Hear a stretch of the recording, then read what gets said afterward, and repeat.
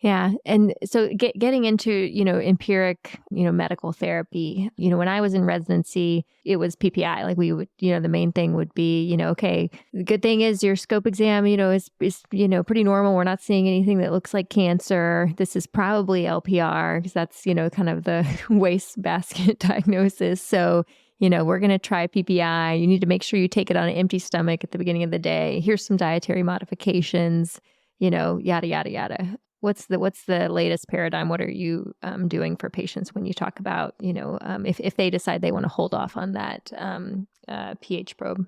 Yeah. So definitely we talk about the effects of lifestyle on the throat, right? And so lifestyle meaning what you're eating, drinking, when you're eating and drinking, and then smoking, right? So smoking, vaping, marijuana, all of those things. So we always talk about, symptoms are generally describing symptoms of laryngeal irritation.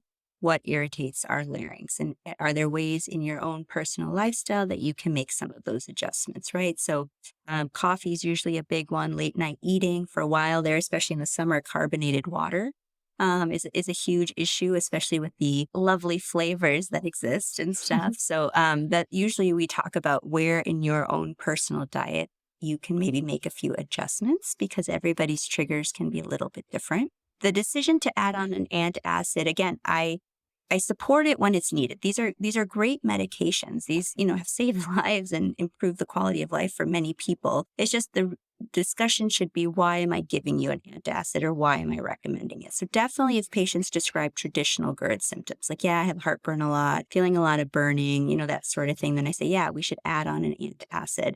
I talk to patients about the idea that, 50% of patients with LPR don't improve with an antacid or PPI. Again, the problem with part of this is how was the LPR initially diagnosed? But I'm very upfront with patients that, hey, there are these medications called proton pump inhibitors.